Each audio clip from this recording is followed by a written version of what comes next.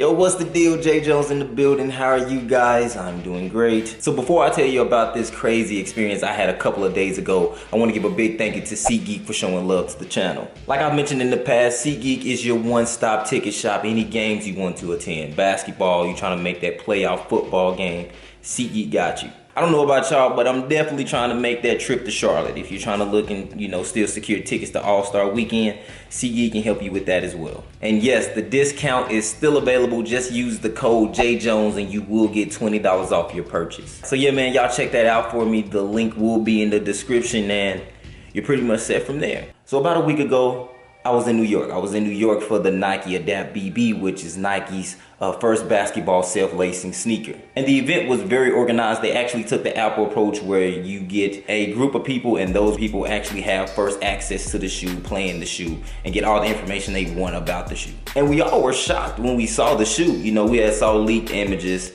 Everybody kind of put, their whole Back to the Future like spin on the shoe. But when they actually showed us the shoe, we were shocked.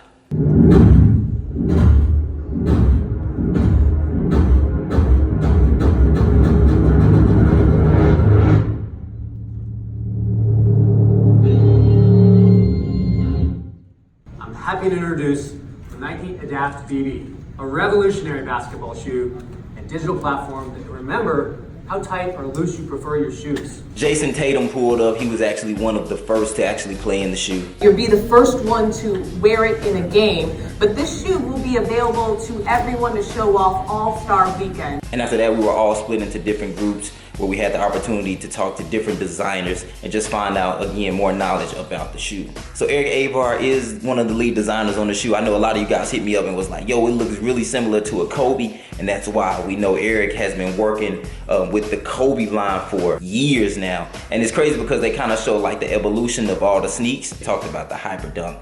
And I think the last dramatic change was the Kobe 9 when they actually put Flyknit on the shoe. And now, we have this self-lacing shoe that they were talking about. 30 years ago, when you had this crazy idea, this crazy dream of a powered lace shoe. And over the past 30 years, designers and engineers at Nike have been working and committed to making this dream a performance reality. Before I actually, got to put the shoe on, we went to this one area where they had like a court and the shoes were just like glowing. Everybody had their own size just waiting and the shoe just kind of appeared like, y'all seen Dragon Ball Super Broly? Like when Broly just came out, you know what I'm saying? Pause. When Broly appeared from beneath, that's kind of how the shoes were.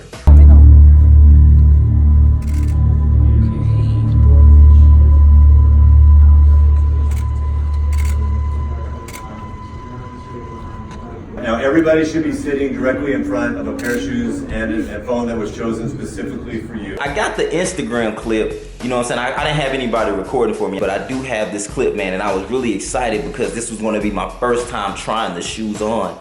And again, I enjoyed putting the shoes on. Yo, no BS, they mad nice and hella comfy.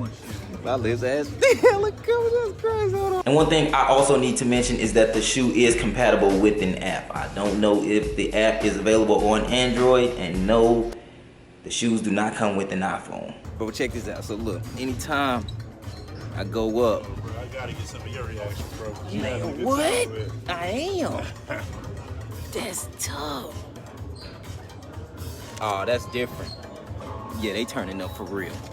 Real talk. But the app is used to adjust the shoe's fit. So there's going to be a left marker and then there's a right marker. If you scroll up on the left marker, your left shoe gets tight. If you scroll up on the right marker, the right shoe gets tight. If you find a really comfortable mode that you like on the shoe, when you playing in the shoe, you just save that mode. So anytime you go back to hooping that shoe, you just press a button and the shoe goes automatically to the way it was before you took it off. Just think about it like this. You got your chill mode when you on the sideline and you're about to chill, you're not going back in the game, your shoe is in a comfortable state. When you're about to go into kill mode, it's kill time. You check back in, you hit the kill switch, and then your shoe is tight again. In the app to actually create and select their own preferences for fit. So think about this on the basketball court. When you're actually on court in game, you need maximum lockdown. So you would set that preference when we're actually on the court in competition. And then the moment that you're taking a time out, you can switch into a much more relaxed mode. That's going to be a game-changing benefit for the athlete. And I forgot to mention, on that app, you can change the color on the side of your shoe as well. I played in the shoe.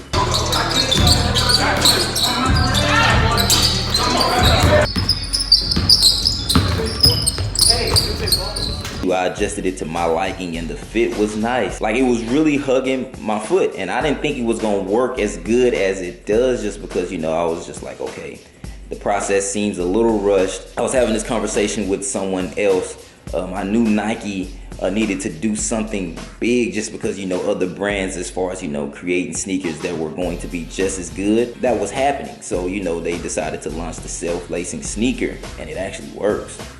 And it works well, in my opinion. We knew early on that this was going to be a challenge. These are two worlds that don't normally come together, electronics and footwear. And when they do, it's a challenge for durability, reliability, performance. Looked at it from the lens of everything we put in needed to really improve the product and the performance. Our mission and our goal for the entire team, right from the start, was to create a high-performance basketball shoe that can be played at the highest level.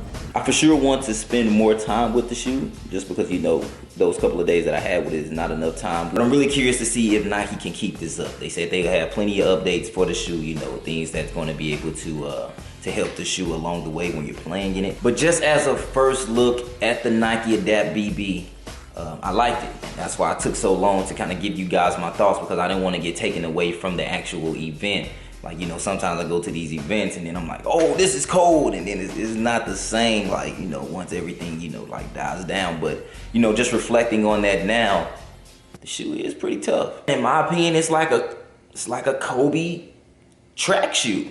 I mean, that's what it's like, a basketball track shoe designed for Kobe. I think that's for people who hoop like Kobe, which is why Jason Tatum is a good fit for the shoe, in my opinion. But I think any guard can kind of really finesse it, honestly, just because if you tighten up, the overall fit was nice, true to size. If you wear a 10, definitely get that 10, because once you go up, the shoe is going to get tight, I promise. I also will say that I don't think you should just be taking this type of shoe outside. I feel like it's an indoor shoe for sure. Like, if you won't play outside, then I wouldn't hoop in this type of shoe outside. There is a charging pad that comes with the shoe, but you don't have to charge it every day. I think they said you could go a full month, I think, without charging the shoe. You know, it's not gonna die on you, like, you know, as you're hooping. And then I was receiving stuff like, hey, what if somebody just hacks your shoe? If a transformer hack your shoe, man, you're on your own. Just know, just don't let them steal your powers, man. Just get out of there, try to get the shoes off,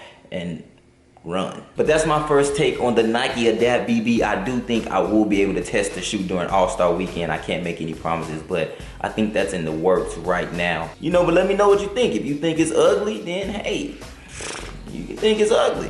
If you think it's too expensive, you know, it's $350, you know, and that's a lot. I'm not gonna lie, you know what I'm saying? But, you know, they are trying to do a better job with that. That's one thing that was discussed and asked many times. Can we get that price down so it can become more affordable to everybody? You know, they put out that first self-lacing sneaker at $700. The goal there was to get it in, you know, as many hands as possible, get feedback so they can make the changes to this when they reduce the price. They found what people like, and they turned it into a basketball specific sneaker, which I thought was not a bad idea. So, you know, they are trying to find ways to just make it more affordable for the general customer. So yeah, man, sound off. If you think it's too expensive, you just want to lace up and go, you more of a traditional hooping type of guy, I definitely understand. If you're somebody who's looking to get in your bag, you got $350, you're really curious about how this shoe is, I don't think you will be disappointed. But all right, man, I'm out. I will get at you guys on the next one, and until then, it's Jay Jones. Never fold. But when you connect those shoes to the Nike Adapt app, you unleash its full potential and really delivers the most personal, the most frictionless, and future-ready experience. We're going to show you a little on how that's going to come to life.